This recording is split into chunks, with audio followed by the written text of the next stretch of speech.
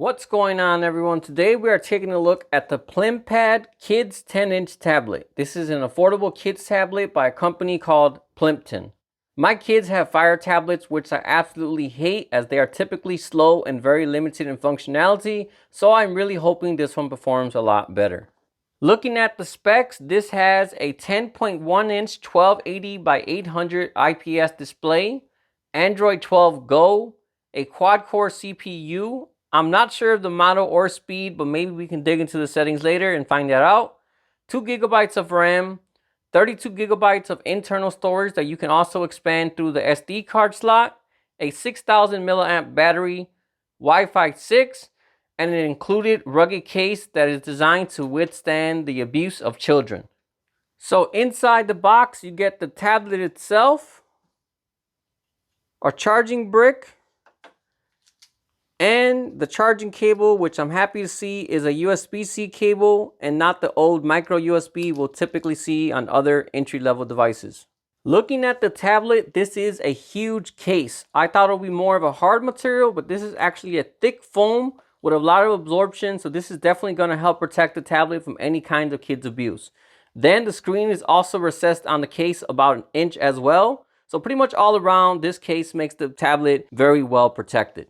In back of the case, you have this giant ring, which is a kickstand, and also doubles as a giant handle that the child can use to carry the tablet.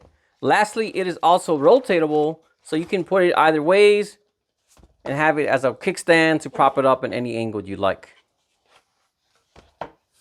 As a bonus, this case is also removable, and without the case, you're left with a nice all-black sleek tablet. So even though this is marketed as a kid's tablet, you could always just ditch the case and use it for older kids or adults if you'd like as well.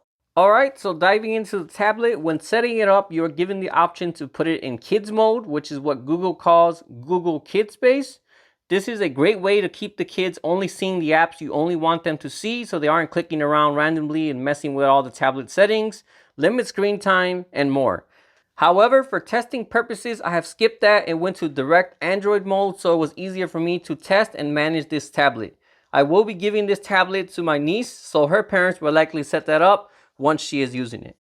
So first things first, while the screen doesn't have the best pixel density as it is only 1800 by 800, it still looks good enough for entry-level tablet and has plenty of brightness.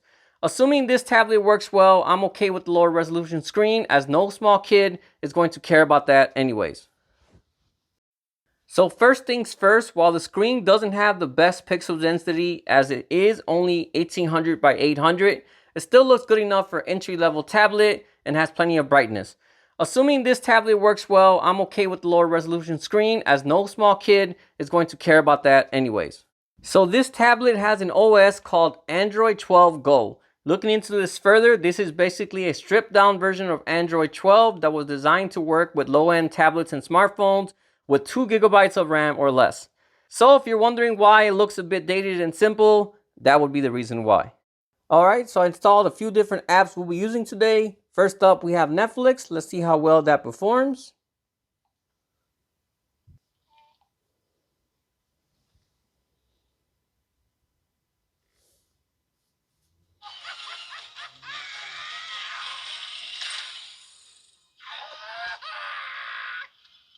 Is it off?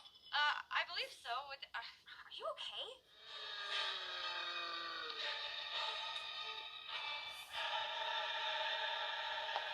Alright, so as expected, it has no issues there, and you can't really tell it's a lower resolution screen anymore as the picture looks nice, detailed, and bright. The speakers also sound good and have plenty of volume, getting louder than you would ever need them to.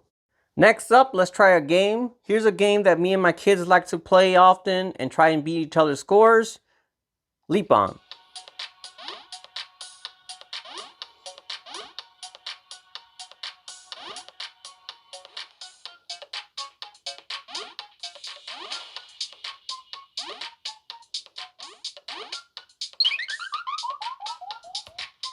Okay, so I did notice a small bit of frame drops every now and then, but it wasn't too bad, and for most part, it was completely playable without any issues. Alright, so let's go ahead and try another game. This time we'll try Roblox. My kids love playing this game, And on the basic Fire tablet or other low-end devices, this one will lag a lot and make it nearly unplayable.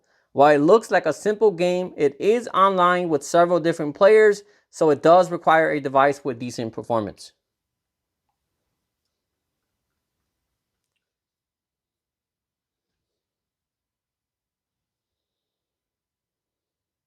Alright, so in the waiting lobby of the game was completely fine and running smoothly, so it looked very promising at that point. But as soon as the game loaded up and all the online players were active, it turned extremely laggy and was not playable as well. So if you're looking for a tablet for a kid to play Roblox on, unfortunately this one would not work. Lastly, let's load up the browser and try out youtube.com.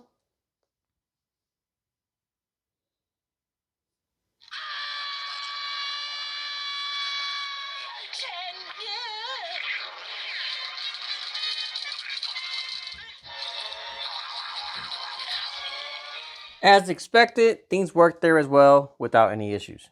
Alright, so overall, if you are looking for a tablet for basic needs such as video playback, music, web browsing, and more basic games, this will be a great and affordable option to look at. But if you are looking to use more hardware demanding applications, definitely save your money and get something with more RAM and better performance.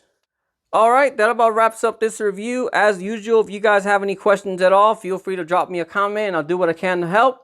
Otherwise, thanks for watching and I'll see you all next time.